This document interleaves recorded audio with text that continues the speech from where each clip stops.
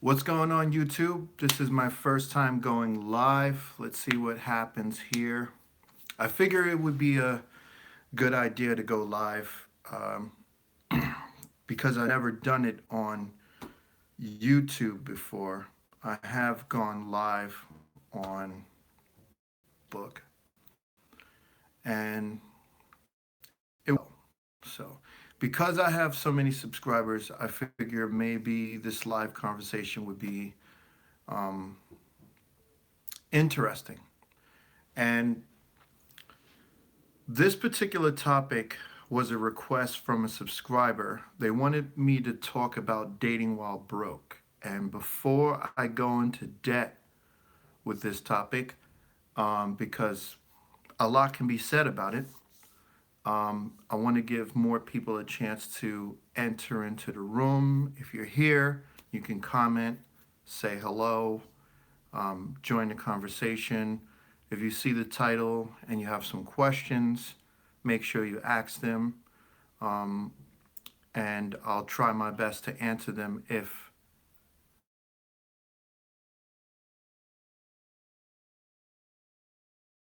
So, for some of you who do not know, this channel, when I first created it, was to talk about ways to make yourself an extra $200 to $300 a month.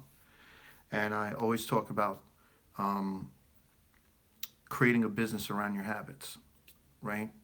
I talk about some of the things that I do, and in doing that, I like to share my story so I can inspire other people to try to do that. And a relationship also is a business in some ways because two people who get together and live together assume half living expenses. So that can be considered a business too. That can be considered a way to make extra money per month, right? If you're single and you end up dating somebody and you like them and you guys want to have a life together or practice having a life together, and you have an apartment and it costs you $1,000 a month, and that person, is staying with you, then if they assume $500, your discount is $500. So dating while broke, um,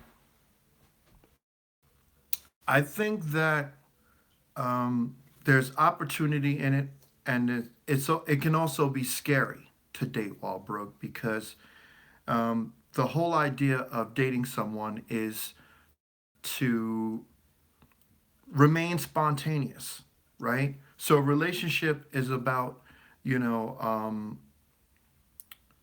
um, excitement. Hey, what's going on, gamer Josh? How you doing? So a relationship is supposed to be spontaneous, exciting, and it's always supposed to be stimulating, right?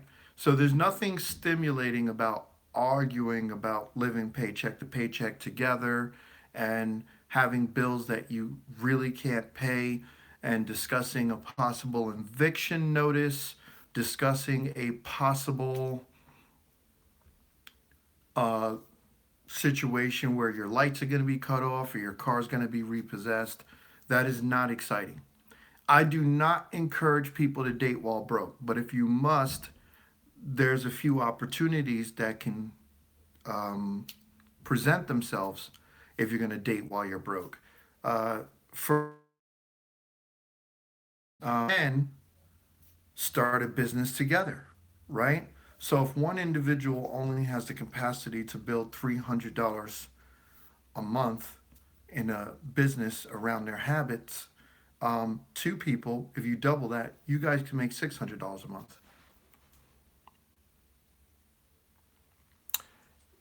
Yeah, I agree with that. Actually, there's many ways that that can take place. Dating can help with saving money. Yes. Um, if you're single, you have to assume all the responsibility of your cost of living by yourself. Having someone else in a relationship can help reduce some of that cost of living, and not only that, but inspire you more to increase your living situation, like, or reduce your cost of living, and also increase your ambition to make more money, right? So, for example, if you have a job and you're only making a certain amount of money, yeah, I agree to that. If you're at a job and you're making a certain amount of money, and you know that you and your partner require more, or you guys have a goal to save up to buy a home together, you can always try to find a higher paying job and you can put away more money. And that person putting away money with you putting away money can create more ambition to increase your profitability. So sometimes when you're by yourself, you become more complicit with your situation, such as if I have a place and I'm renting it for about, you know, $800 a month, and I can make my bills and I can save a couple $100 a month. I don't have anyone to impress. I don't have anyone to set goals with. So I got this little apartment in a nice town, great population. I frequent the coffee shop every Saturday morning. I can always get to meet with friends, go out drinking, do whatever, whatever. I don't have to change my life. But if you have a partner, that partner might demand that because you guys are together, you might want more out of the situation besides being complicit. So there are benefits and there are disadvantages. Mostly there's disadvantages to dating while broke. Um, I'll be honest, that's my opinion. Dating while broke only creates a disadvantage. Me, things going for yourself and try to build up a savings before you get into a relationship so that when you get into that relationship, you can add spontaneity and you can add excitement and an allure, right? Because you're going to be wanting to go out to eat, get to know the person better, and you can actually afford to do that if you have a little bit of money saved up um, versus if you don't, right? So suppose you meet somebody and they're great and they're incredible, and for some reason you you can't afford to go out to dinner because you're living paycheck to paycheck, and they like this really nice restaurant, and you want to make it exciting for them. So now you're like, hey, I can't really afford to do that right now, and sometimes it puts a dent in the wheel. So and you can't really make any motion. So dating while broke can mostly present disadvantages. Unless you're a snake oil salesperson or a great salesperson in particular, I don't have to add a spin to it in a negative way. Excuse me, guys. But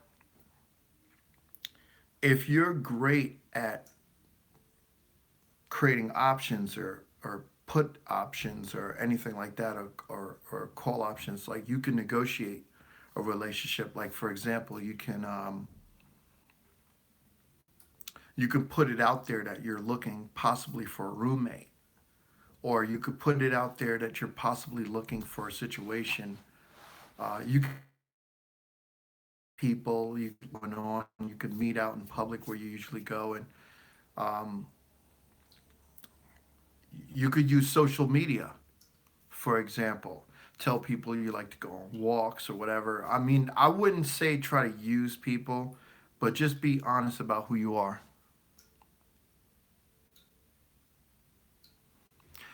Thanks for subscribing last week, and thanks for adding to the conversation. I really do appreciate that. This is my first time going live, so any of my subscribers who feel like I'm not very forth-putting, I apologize for that.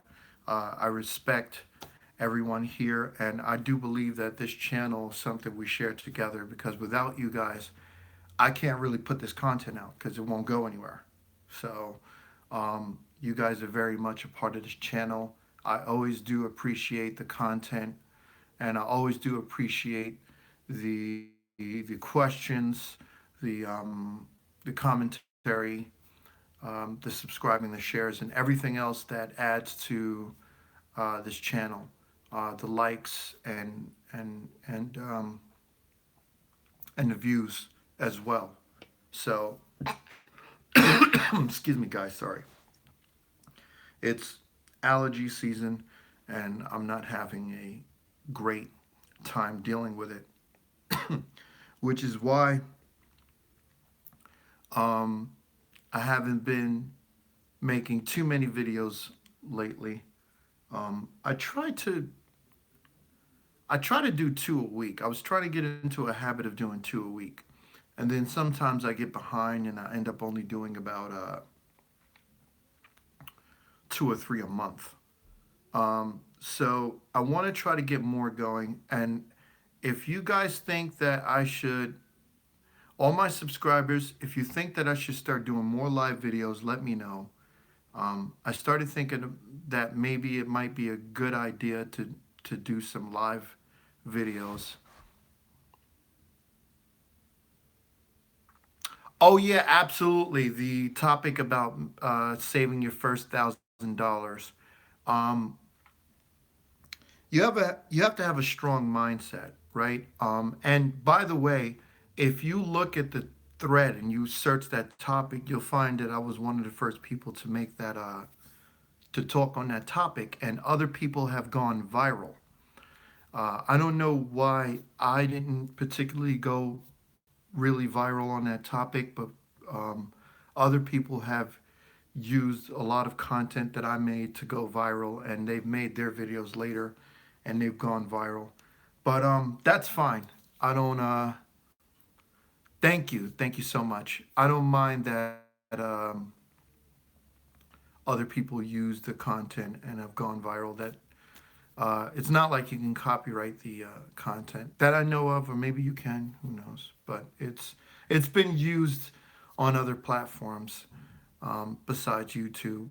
And yeah, saving up your first $1,000, that that can actually add to this content here. Saving up your first $1,000, it requires a lot of intelligence and perseverance. Um, so yeah, you might not be thinking about dating during that time while you're trying to. If you live paycheck to paycheck and you're trying to save up your first $1,000, you might have to throw public perception in the garbage. Because I told you guys on my channel that yes, in the past I was actually homeless before, and I learned how to collect bottles and cans on the streets, and I've learned how to um, turn certain experiences into profitable experiences. So I was able to do that. And for example, I learned how to do. e- Yeah, if you're always tight on money, you might have to sit down and create some goals. You might have to unplug yourself from your daily everyday habits, and you might have to make a decision to turn all your focus towards hustling. I recommend this. Um, put your remote away. Put your controller away. If you're into playing video games, do not play video games on your computer. From the time you wake up, if you don't work on weekends, like I don't work on weekends, but if you don't work on weekends, your weekend should be dedicated to business, right? So all the hanging out with the friends and stuff like that might have to cut it out for a while. Um, so you got to get straight to the skinny, right? So you got to get straight to business. Everything tastes better with business. So just focus primarily on making money, becoming profitable. This helped me a lot, right? When I'm finished drinking waters, I put it in my thing, I cash it in, I take that money, I say, all right. So I'll dash, right? First started again, because the first time I started collecting bottles and cans, I was homeless. But when I restarted it back when everything was going well and I had businesses and I had a full time job, Uh, I was making about 200 bucks a month collecting bottles and cans. I would keep that cash, hold on to it, and I would use it to buy items to flip. So as I was doing that, that was working out very well for me. But how this can help you in dating is that if you have a for pleasure reasons of sharing a life with someone, because a partner is really supposed to share a life with you. So if you have a partner for life sharing experiences, you can say, hey, I'm broke, you're broke. Let's get together and make money together. Now you don't have to do it by yourself, right? You can turn your dating experiences to businesses together. Suppose you wanted to start your own film company, or you wanted to start making movies, or you wanted to start a YouTube channel. You can get together with your partner. You can do that on the weekends, right? Monetize your YouTube channel. Um, that could take a while to build it up to become profitable. You can make short films, and you could do a lot of things. Yeah, absolutely. Making money with someone does sound cool, and you have to find the right person to be with in order to make it work out. But think about it like this: if you and your partner were able to create a business, right, where you both have to work at a job anymore, every day is like a date because now you're working with your soulmate, you're working with your partner, you're working with the person that you want to be with all day long. Because sometimes your partner has a job, you have a job, and you want to be with your partner, and then you got to wait to get to be that person. And thank you very much for that. I know, let's see, 5 people watching on the stream. Thank you. This is a great first time thing for me, first live video. So if you guys can find a way to create a business where you're replacing your income and you're working together, every day is like a date. So suppose you're working 5 days a week, you got a business with your soulmate and you guys want to have lunch, you go out to have lunch together. Your lunch break becomes yours. If you guys want to spend 2 hours on a lunch break, suppose you go to a really great restaurant and you want to take your time with your lunch and you want to try out a new dessert. I'll probably start working on that at some point. Um, when I start going live in the future, I might actually start announcing dates where I'll go live. So you guys can help me with that. If you think that there's sometimes maybe we could do like a Saturday morning, 8 a.m. or something like that. Usually on the weekends I'm free, except now I'm actually in the market. I'm trying to buy a property, so I don't know if I'll be going looking at properties. But sometimes I try to do it on Sundays or something like that. So, and I'm actually going to be ending the live stream very soon. Low battery, but I do appreciate everybody for watching the video and commenting. I love it. I think I like this live. Oh, thank you. Yes, Saturday morning is best for me. I want to try to do that more. I'm starting to think that maybe Saturday morning around 10 a.m. is good for me because then I have my coffee. I got all my packages that sold on eBay ready. And then I can, right as soon as I'm finished with the videos, I can go to the post office, drop off my packages, come back, start working on some other stuff. Because usually on the work weekends, I work for myself. During the weekdays, I work for my company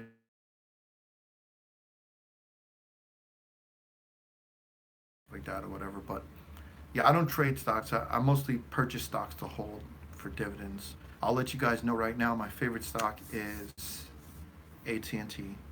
So they just increased their dividend to $2 per share.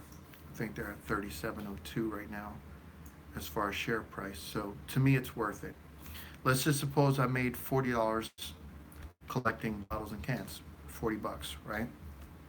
So let's look at that. 40 bucks collecting bottles and cans. Take the cash, deposit it, buy one share of AT&T. So that one haul, $2 a year, 30 years. That's 60 bucks. So one haul, 60 bucks.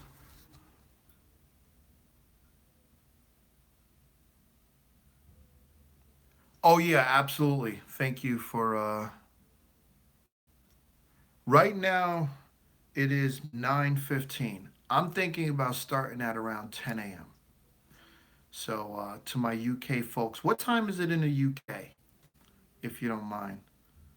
I notice I have a lot of subscribers in the UK. That's that's something else. I mean,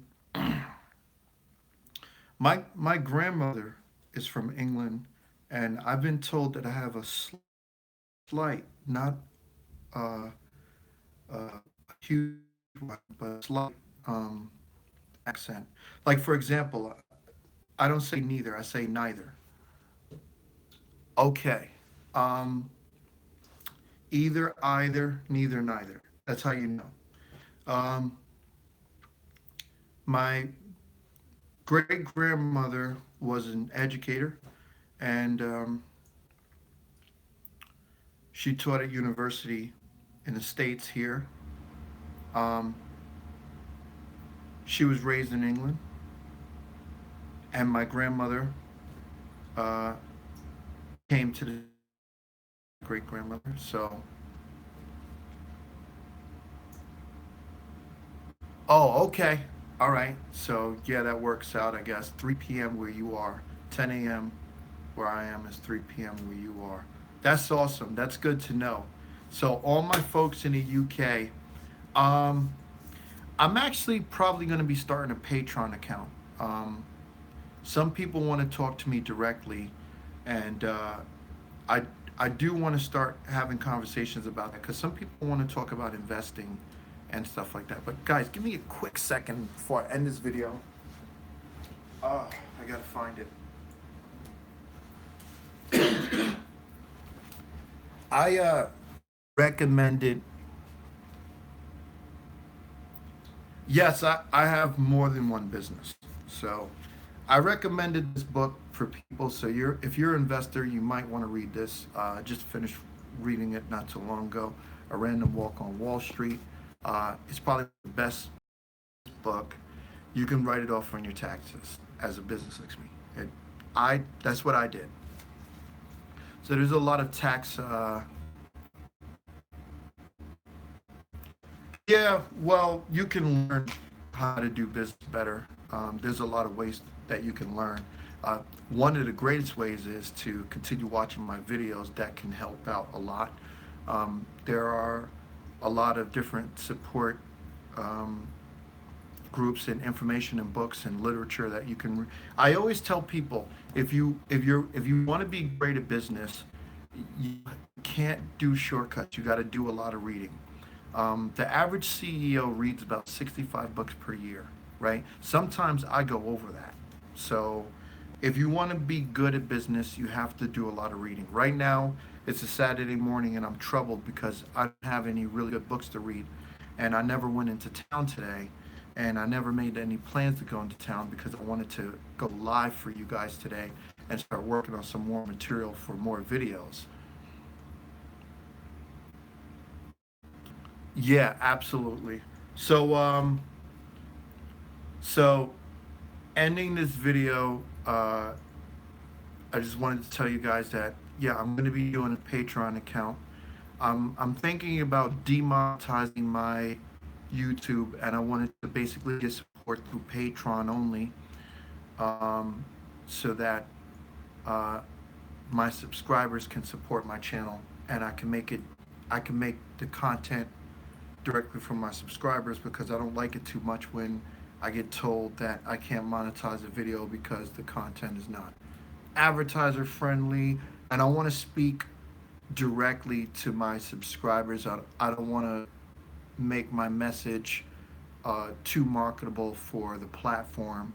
So um, I think if people pledge to donate um, about 10 bucks, what I'll do is I'll I'll set up a Google Hangout meeting where I can talk with everyone directly. We can into conversations, and I'll start doing something where I can make appointments for everyone. Any questions you guys have, we can talk about it live, and we can go communicate streaming where we can see each other in video and you can talk to me live. And I want to be able to do that. So I might be setting up a Patreon account soon to do that so that I can set up my whole Saturdays for my subscribers. Yeah, I'm in the New York area. Um, I do not need help at this moment. Um, but I'm trying to um, I'm trying to decide um, personally what I want to do as far as my investments for the next 5 years going. Yeah, absolutely. Because I have subs, it is a great idea. But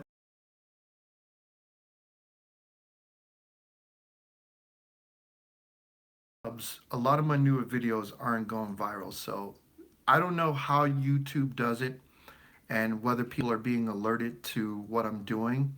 But for some reason, working out to it's not working out that much. So most of my viral videos are getting most of the hits, and people aren't watching the newer videos. So to be honest with you, I'm looking for that 300, just like the Spartan movie. That three, I'm looking for that perfect 300 because all you need is a really good 300. That's why I want to start the Patreon account because once I find um, that core following, that core 300, that's all I'm going to need.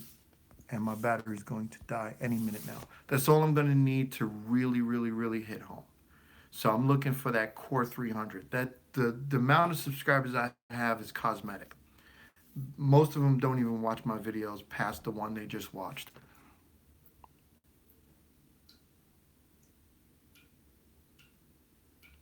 Yeah, for me, mostly, I just want to help people directly. I want to talk to people that I can actually help and provide substance for.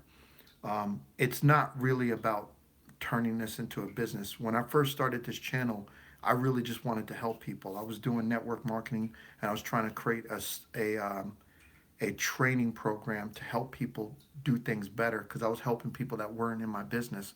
And I genuinely wanted to help them. I didn't benefit from it, and I also wanted to talk about some of the things that I learned to do, the hack my life when I was broke to get past that point. And I noticed that that was a big thing. A lot of people were suffering from being broke, and people would come to me all the time and ask my opinion about things. So I decided to start making a YouTube channel, seeing if I could help them that way if I couldn't really conversate or answer my phone. Yeah, I'll check that out. Unfortunately, I gotta end this live stream. I thank everybody for checking everything out. Make sure you let your friends know. Subscribe if you're just checking this out, and share. And also follow me on Twitter. Continue with the comments. And you guys have a great one. Thank you very much.